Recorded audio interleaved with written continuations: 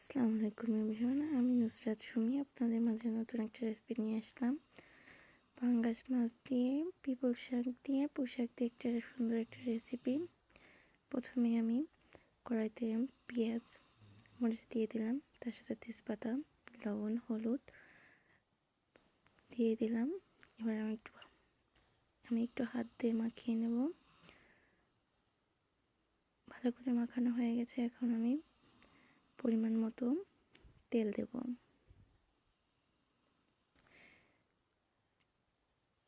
পরিমাণ মতো তেল দেওয়া হয়ে গেছে। এখন আমি আবার একটু মাখিয়ে নেব। মাখানো এক পর্যায়ে শেষ হয়ে আসছে। এখন আমি কেটে রাখা ছোট ছোট করে মাছগুলো কেটে রেখেছি, সেগুলো এখন দিয়ে দেব।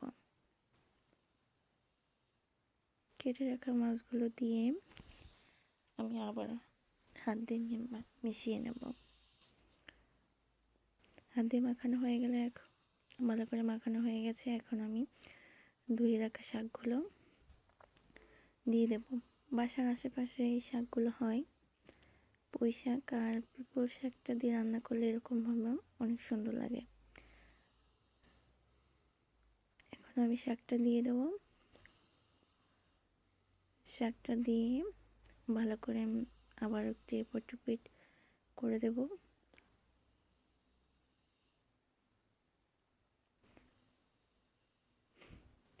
আশেপাশে শাকটা হয় ছোট ছোট, যে একটি পাতা দেখা যাচ্ছে, এটা আশেপাশে জায়গায় হয়। সবাই রান্না করে খেয়ে দেখেন, মজা লাগবে। আমি এখন একটু পরিমাণ মতো পানি দিয়ে দেবো। পানিটা না দিলে ভালো করে শাকটা সিদ্ধ হবে না, এই জন্য একটু পরিমাণ মতো একটু পানি দিয়ে এবার আমি ঢেকে দেবো। বেশ কিছুক্ষণ পরে আমি ঢাকনাটা উঠালাম। ঢাকনাটা উঠানোর পরে একটু নেড়ে চেড়ে দিলাম। ভালো করে একটু নেড়ে চেড়ে দেওয়া হয়ে আসছে। আবারও আমি ঢেকে দেব।